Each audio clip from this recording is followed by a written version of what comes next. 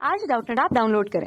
Doubtnut पर अपने सभी गणित, रसायन विज्ञान, भौतिक विज्ञान और जीव विज्ञान के डाउट्स का करो सफाया।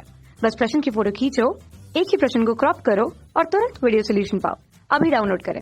देखिए, क्वेश्चन हमें दिया है कि निम्नलिखित प्राकथनों में से कौन सा गलत है। तो जो कुछ हमें ऑप्शंस दिए हुए हैं उसमें से हमें देखना है कि कौन सा गलत होगा इसमें से। तो पहला ऑप्शन क्या बोल रहा है, स्टीफन का स्थिरांक सभी कृष्णिकाओं के लिए एक ही है।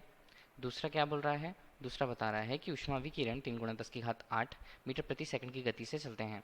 तीसरा, ऊष्मा जो है विकिरण वो विवर्तन का प्रक्रम दर्शाती है, ये पूछा जा रहा है। और चौथे में कहा जा रहा है कि स्टीफन का नियम सभी गर्म वस्तुओं पर लागू होता है।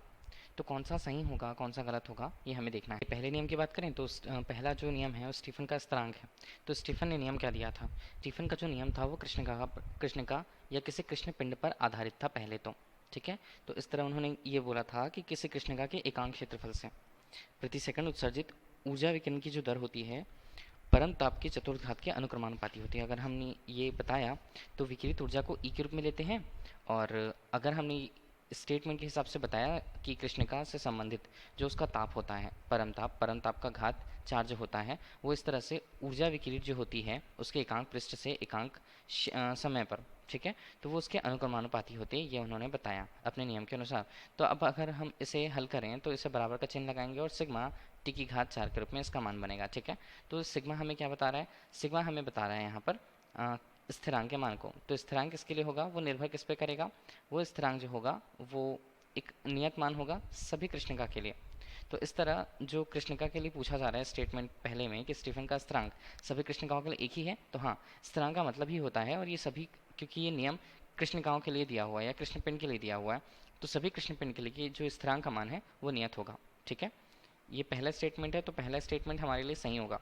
दूसरा क्या बोला है, ऊष्मा विकिरण। अब देखिए, ऊष्मा जो भी विकिरित होती है, ठीक है, ऊष्मा विकिरण, तो ऊष्मा विकिरित होती है एक तरह से हम उसे प्रकाश के रूप में लेते हैं, या हम उन्हें कह दें कि विद्युत चुंबकीय तरंगों की तरह लेते हैं हम इसे।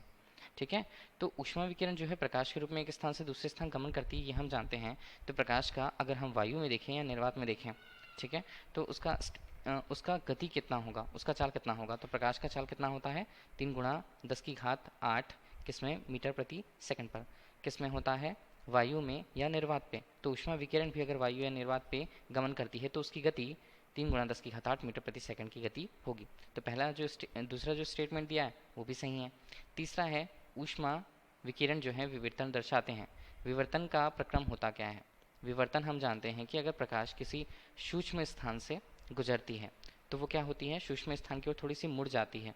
तो इसी प्रक्रम को हम एक तरह से कह सकते हैं कि वो विवर्तन होता है। चूंकि ऊष्मा विकिरण हम जान रहे हैं कि वो प्रकाश की तरह व्यवहार करती है, या प्रकाश का ही रूप हम मानते हैं ऊष्मा विकिरण को। ठीक है, तो प्रकाश में ये गुण होता है, विवर्तन का गुण होता है।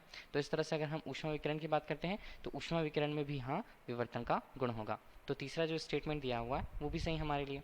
चौथा बोला जा रहा है कि स्टीफन का नियम सभी गर्म वस्तुओं पर लागू होता है।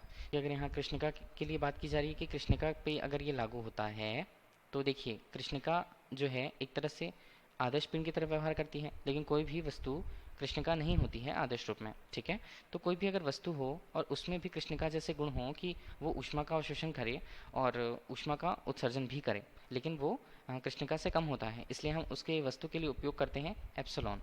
ठीक है, एप्सिलॉन उत्सर्जकता को बताता है, उस वस्तु की उत्सर्जकता होती है किसकी, कृष्णिका की उत्सर्जन क्षमता से तुलना उस वस्तु की जाती है यहाँ पर एप्सिलॉन से। तो एप्सिलॉन नॉट करके कृष्णिका के लिए उसकी उत्सर्जकता का मान होता है जो 1 होता है।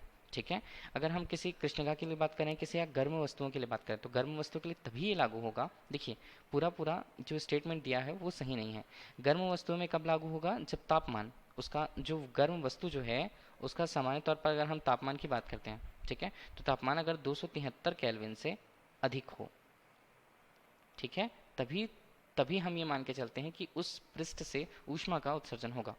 इस तरह से 273 केल्विन से नीचे अगर कोई गर्म वस्तु होती है तब भी हम उसमें से कृष्णिका के द्वारा या किसी वस्तु के द्वारा स्टीफन के नियम से ऊष्मा विकिरण का उत्सर्जन नहीं मानते हैं। ठीक है, तो हमारे लिए ये स्टेटमेंट सही नहीं होगा। सभी गर्म वस्तुओं बोला गया है, तो उसके लिए हमारे पास एक कंडीशन है होगी 273 केल्विन या उससे अधिक के तापमान पर। ठीक है, और अगर हम गर्म वस्तु की बात करते हैं तो गर्म वस्तु में कुछ ऐसी वस्तुएं भी आ जाती हैं जो कुचालक होती हैं। चूंकि कुचालक होती हैं, ऊष्मा का स्थानांतरण या ऊष्मा का चालन वो नहीं कर पाती हैं, तो हम सभी गर्म वस्तुओं पर इसे नहीं बोल सकते। तो हमारे लिए विकल्प जो चौथा है वो हमारे लिए सही नहीं होगा। तो गलत कथन में हमारे लिए उत्तर होगा विकल्प 4। धन्यवाद। कक्षा 6 से 12वीं से लेकर नीट, IIT, JEE वो एडवांस के लेवल तक 1 करोड़ से ज्यादा छात्रों का भरोसा। आज ही डाउनलोड करें डाउटनेट ऐप या व्हाट्सएप करें अपने सारे डाउट्स 8400 400 400 पर।